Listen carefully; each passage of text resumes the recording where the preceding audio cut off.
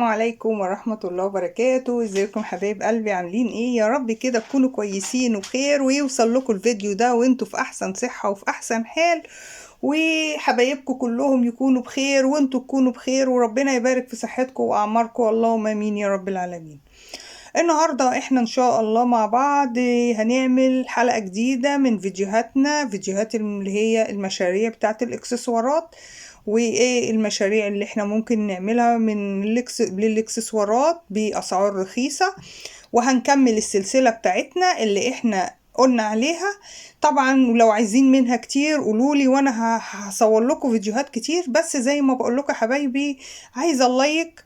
يعني انا بجد ما ببخلش عليكم باي معلومه، واي حد بيبعت لي كومنت وبيسالني على حاجه انا ما بتاخرش عليه، فيا ريت زي انا ما بتاخرش عليكم في حاجه، يا ريت فضلا وليس امرا لايك للفيديو، عشان لايك للفيديو لان اللايك هو اللي بيرفع الفيديو وبينشر الفيديو عشان قناتنا تكبر بيكو، وكمان الناس كلها تستفيد من اللي احنا بنقوله. ولو حد عايز يعمل مشاريع برضك وعايز يكبر زينا يكبر، ولو فضلتوا معايا ومشيتوا معايا بأفكاري ومشيتوا معايا واحدة واحدة إن شاء الله مشروعكم هيكبر، وإن شاء الله هتكسبوا كتير وهتقدروا تحوشوا منها فلوس، وتقدروا بجد فعلا هيزود دخل معاكم بجد والله. يعني انا خبرة في الموضوع ده، يعني انا عملت المشروع ده، انا كنت قلت لكم من 4 سنين، للأسف انا اتلخبطت، انا تقريبا داخلة في 5 أو 6 سنين في المشروع. الحمد لله بجد والله، ربنا الحمد لله يبارك لي فيه ويبارك في مشروعي ويكبر كمان وكمان. بجد والله لو انت اديتيله وعملتيه صح ومشيتوا فيه صح ان شاء الله هتكبروا، بس مشيتوا زي ما بقول ما تصرفوش فلوس المشروع.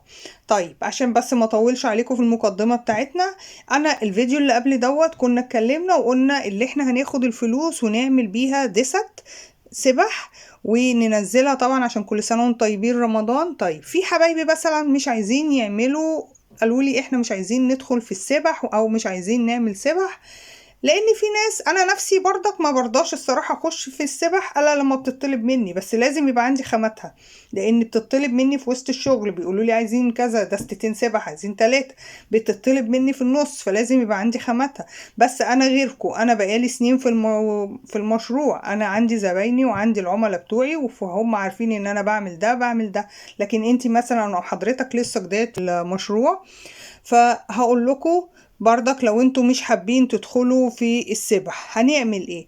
في فكرة تاني حلوة قوي هنعملها وبنفس الفلوس. احنا كنا قلنا احنا بعنا دست انسيالات وخلاخيل قبل كده وكسبنا مبلغ. هرجع برضك الورقة عشان لو حد لسه بيشوف معايا الفيديو ده او ما شافش الفيديوهين اللي فات يبقى عارف معانا وماشي معانا.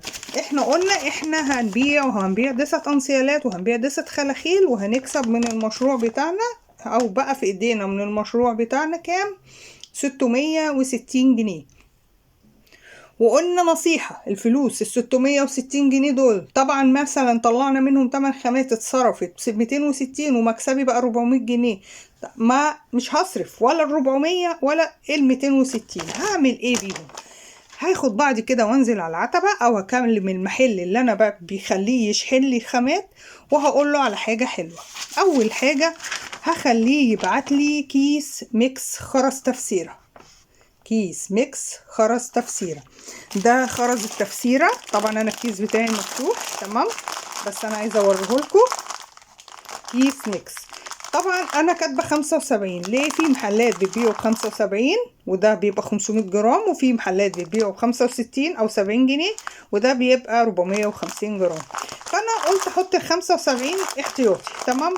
هنجيب كيس ميكس زي ده خرز تفسيره. طيب هنعمل ايه كمان؟ هنجيب بكرة استك بكام؟ ب30 جنيه. هنجيب بكرة استك بكام؟ والله ولو مشيتوا ورايا زي ما بقول لكم هتعملوا المشروع، وبدل ما انت بادئه مشروع مثلا ب800 جنيه او ب1000 جنيه بجد هيبقى عندك خامات بالافات، هيبقى بيعه بالافات، وعندك زباين وبتطلب منك او بيطلبوا من حضرتك او حضرتك تمام. هنجيب ب30 جنيه بكرة استك. ده بكرة استك يا جماعة حبايبي برضك عشان اللي ما يعرفوش، بنعمل الحظاظات بالاستيك مش بخيط السنارة، ده الاستيك. الاستيك ده بيبقى بمطاط بيشد معانا، ده بيشد معانا. البقرة دي بكام؟ ب30 جنيه. ليه 100 متر؟ في منها ب25 بيقولوا لك 100 متر، لا هي مش 100 متر، هي اقل. دي ام 30 جنيه ال100 متر، ده المقاس بتاعنا اللي بنستعمله في كل حاجة. خلاص هنجيب بقرة زي دي. طب هنعمل ايه تاني؟ هنجيب بقرة خيط حظاظات، بقرة خيط حظاظات سودا زي دي. دي البقرة خيط الحظاظات اهي، تمام. موجودة في محلات الخامات بألواناتها، بس احنا هنجيب الاسود لان الاسود اكتر حاجة بتبقى شايعة في الاستعمال.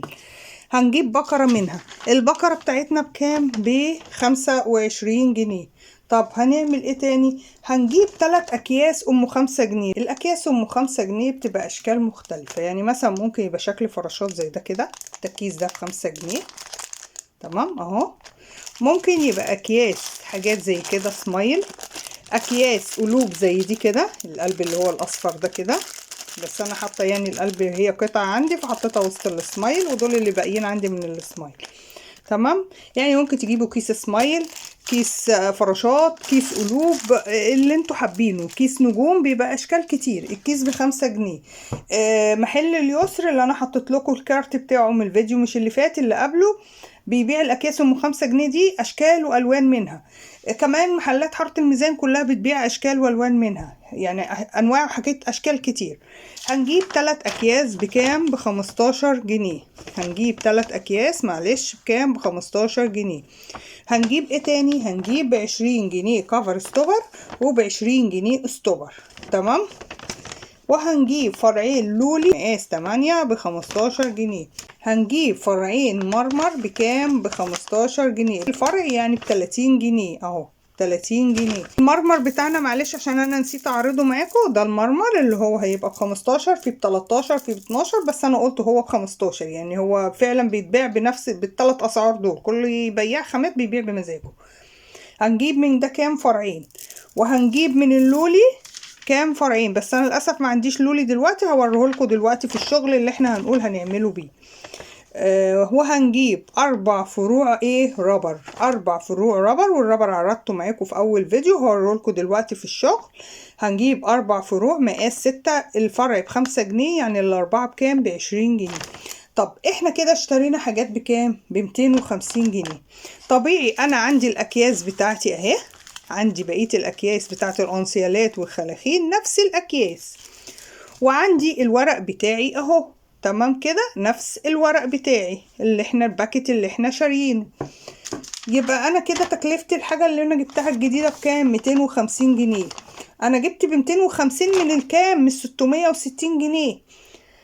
ما تصرفوش بقية الفلوس، ادفعوا مواصلاتكم، ادفعوا شحنكم، بقية الفلوس مثلا وقفت عليكم ب300 جنيه، اتبقى معاكم كام؟ 360 جنيه. شيلوهم، شيلوهم، ما تجوش جنبهم. اسمعوا نصيحتي، انتوا جبتوا دلوقتي دفعتوا شحن، دفعتوا مواصلات، ال50 جنيه التانية، فهنقول 300 جنيه. معرفش انا الشحن بكام، لان انا الصراحه انا ما بنزلش، انا بنزل اشتري ما بشحنش، فما عنديش فكره عن الشحن، بس انا بقول 50 جنيه. طبعا انت لو ازيد من 50 الشحن زودي ونقصيهم من 660 اللي انت بعتي بيهم، واحسبي الباقي ده هيبقى مكسبك، الباقي ده هيبقى المكسب، مش هنصرفه، هنشيله، سواء 400 سواء 300 انتوا هتشيلوه. عملنا ايه؟ احنا جبنا الخامات دي. طب انتوا قلت لنا جبنا الخامات دي، طب احنا استفدنا ايه؟ هقول لكم بقى دلوقتي هتستفادوا ايه وجبتوا الخامات دي ليه. اول حاجة احنا جبنا الخامات دي، هنعمل ايه؟ ممكن نروح عاملين اشكال حظاظات زي دي، اشكال حظاظات زي دي، وننزل بيها بمعدن كده، ونبيع مثلا ال3 قطع مع بعض الوانات كده لايقين على بعض مثلا، او 4 كده، وننزلهم في ورق كده بس من دي كده، من غير اكياس ومن غير حاجة، ونبيعهم ال4 على بعض، تمام. ده من خرز التفسيرة. طب ممكن نعمل ايه تاني؟ قولنا. هنعمل فكرة سلسلة زي دي، وهنحطها في الورق كده بلون واحد بميكس زي ما تحبوا. في النص هنا طبعا انا حاطه ورده فيمو، لا انتوا بقى هتستبدلوها بالشكل اللي انتوا جايبينه من الكيس ابو 5 جنيه. هنعمل شكل زي ده، هتعمليها الوانات، مش هتعملي لون لبني، يعني اللي انت عايزاه. انا عايزه اديكوا افكار. ممكن تروحوا عاملين حظاظات كابلز زي دي وتنزلوها مع بعض كده بردك في الورقة مع بعض كده، اللي هي بتاعت الورقة بتاعتنا دي كده، وينزل حظاظتين مع بعض كابلز بالطريقة دي. تمام. ممكن تعملوا منه انسيال الوردة بتاعنا دوت اللي احنا بنعمله ده، انسيال الوردة اهو. ممكن تعملي فكرة الانسيال. ممكن تعملوا بقى ايه، سلاسل الموبايل. سلسلة الموبايل معلقة بالخيط، والباقي شغل الواير بتاعنا كده. وبرضك لو حد عايز لينك الفيديو يقول له هبعتهوله. ده الرابر مقاس 6 اللي احنا قلنا عليه، عملناه باللولي اهو مقاس 8 اللي قلنا عليه. خلاص، ودخلنا فيها الاشكال ام 5 جنيه اهي. دي فكرة اهي، دي اشكال اللي هي ام 5 جنيه. الكيس ده، الكيس ده، الكيس ده، دي اكياس. طبعا انت عايزة تزودي اكياس وتسحبي من الفلوس، حاجة بسيطة حاجة بسيطة.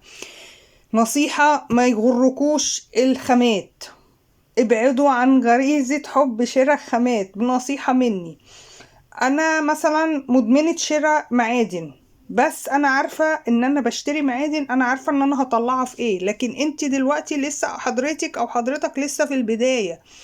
بلاش حتة يعجبني الحاجة دي اجرى اجيبها، يعجبني الخامة دي اجرى اجيبه، يعجبني الخرز ده اجرى اجيبه. لا، انا مش عايزة كده. انا عايزاكوا تحافظوا على القرش بتاعكم، عايزاكوا تشتروا باللي انا بقول عليه مش اكتر. طب احنا كده عملنا من خرز التفسيرة افكار. طب هنعمل ايه؟ انت قلت لنا هاتوا مرمر وهاتوا لولي بردك، هنعمل بيه ايه؟ اهو هنعمل افكار زي دي. ده سلسلة موبايل زي دي اهي. بصوا الشكل بتاعها تحفة ازاي. هتعملوا من دي الافكار بتاعتها اهي. هتعملوا الشكل مثلا زي كده اهو. هتعملوا مثلا الشكل ده. انتوا فاهمين قصدي؟ انتوا اهو دخلنا فيها خرز المرمر، مدخلين فيها اللولي.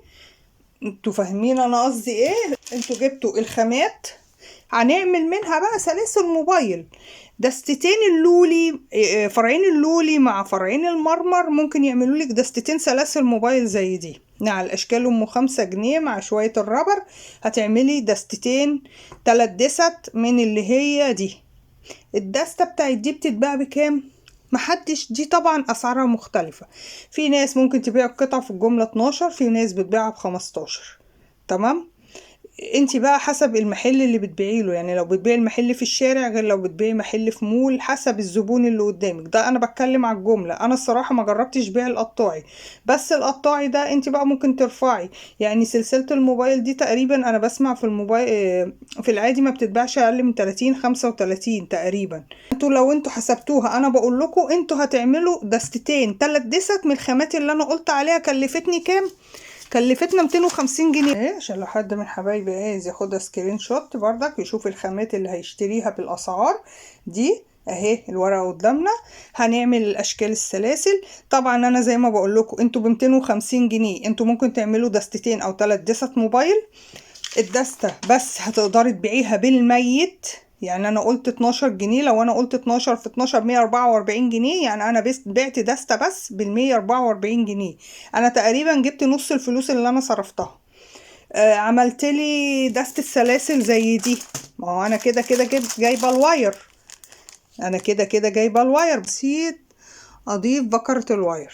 ضيفوا بكرة الواير، معلش سامحوني. ضيفوا بكرة الواير عليهم، يعني هيبقى 100. بكرة الواير ب15 جنيه.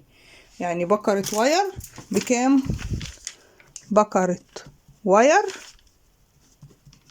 ب15 جنيه. مجموع 265. معلش سامحوني برضك، انا ببقى بعمل ممكن اتلخبط، سامحوني. يبقى المجموع 265. احنا جبنا بكرة الواير عملنا دست من دي، جبنا بكرة الاستيك عملنا دست من دي. فاهمين؟ جبنا كده كده خرز التفسيرة، عملنا بردك دست كده، عملنا دست كده، عملنا سلسلة الموبايل من التاني. 250 جنيه انتوا هتلاقوا نفسكم عاملين بيهم بسم الله ما شاء الله شغل ممكن يعمل لكم 1000 جنيه.